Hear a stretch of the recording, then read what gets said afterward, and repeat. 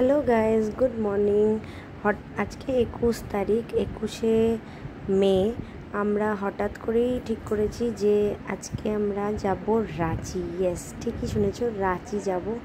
তো সকালবেলা রেডি হয়ে গেছি, দেখো আমরা সবাই। এখন 7:30 বাজে। তো বেরিয়ে পড়বো রাঁচির উদ্দেশ্যে। 21 বছর আগে আমরা ওখানে থাকতাম, 21 বছর পর আমি রাঁচি যাচ্ছি। আমার পিসিমণির বাড়ি ওখানে। তো সত্যি ভীষণ এক্সাইটেড লাগছে।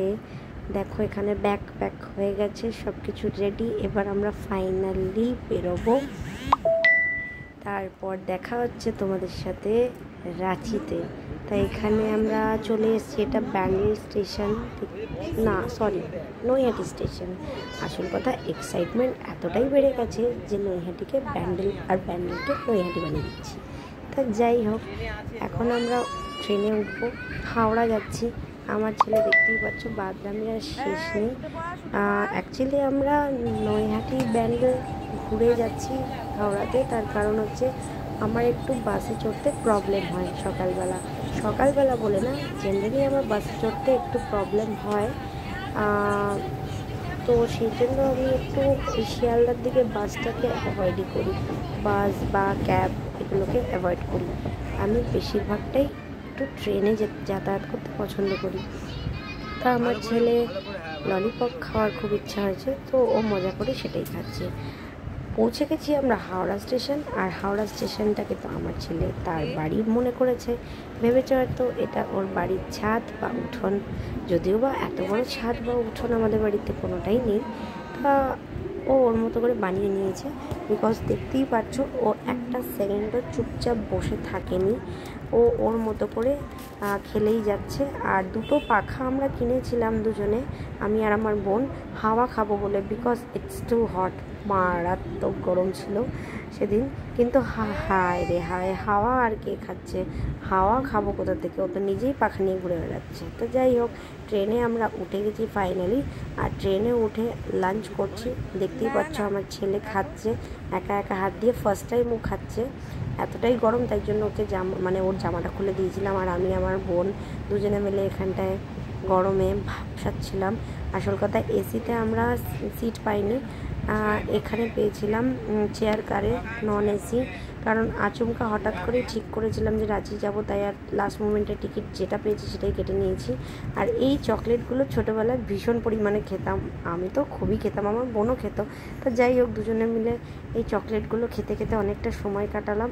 চকলেট নিয়ে নাড়াচাড়া হচ্ছিলো, আমি নাড়াচাড়া করছিলাম, ফটো তুলছিলাম, ভিডিও করছিলাম। আর আমার বোন ওই চকলেটটা নেওয়ার জন্য পাগল হয়ে গেছিলো। আর বারবার করে বলছে, তুই ভিডিও করবি বলে আমাকে দিচ্ছিস, নাহলে দিতিস না।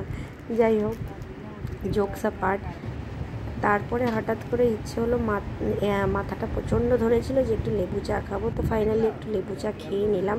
আর আমরা দেখো আস্তে আস্তে এগিয়ে যাচ্ছি রাঁচির উদ্দেশ্যে, রাঁচির দিকে। আমার সিরিয়াসলি ভীষণ ভালো লাগছে। আর এখন 6টা মতন বাজে, 6টা 6:30। এখনও পর্যন্ত পুরোপুরি সন্ধে হয়নি। আমরা যেতে যেতে এখনও অনেকটা দেরি, প্রায় 10:30 বেজে যাবে। আর দেখতেই পাচ্ছ আমার ছেলেটা কি করছে। তো আমার দিদি ওরাও এই সেম ট্রেনেই ছিল। তো ওরা এসিতে আগেই টিকিট রিজার্ভেশন করেছিল, তাই জন্য আগে পেয়ে গেছে, তো এসিতে ছিল। তা আমরা একটু ওদের সাথে দেখা করতে যাচ্ছি, প্লাস একটু এসির হাওয়া খেতে যাচ্ছি। এত গরম, ভেপসে যাচ্ছিলাম। তো ফাইনালি আমরা এসির বগিতে ঢুকে গেছি। তা যাই হোক, এই দিক ওই দিক করতে করতে ফাইনালি আমরা রাঁচিতে পৌঁছে গেছি। আর এটা হচ্ছে Ranchi station. Oh my God, 21 বছর পর রাঁচি। সিরিয়াসলি, এই দেখো লেখা, welcome to Ranchi railway station. আর এখন লিফটে উঠবো, উঠে নিচে নামবো, দিয়ে তারপরে সোজা বাড়ি। আমার বাবা এখানে চাকরি করতেন, তো সেই জন্য সেই সূত্রে আমাদের এখানে থাকা হয়েছিল আর কি। আর ফার্স্ট টাইম আমি এখানকার স্কুলেই ভর্তি হই, একদম ছোটোবেলায়। তো তারপর আমার বাবার ট্রান্সফার হয়ে যায় বলে আমরা অন্য কোথাও শিফট হয়ে যাই। তো ফাইনালি গাড়ি চলে এসছে, আমরা যাচ্ছি বাড়িতে, পিসিমণির বাড়িতে। দেখা হচ্ছে সেকেন্ড